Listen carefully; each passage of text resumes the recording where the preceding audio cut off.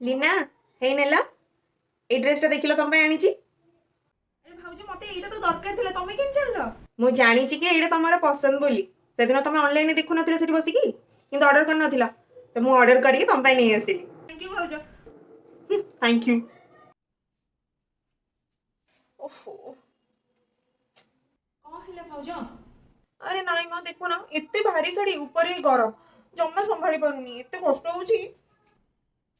अरे तुम तो सेठी पे केबेठू कहूची कि तुम साड़ी पिंधनी तुम ड्रेस पिंध तमे मो कथा सुनो ना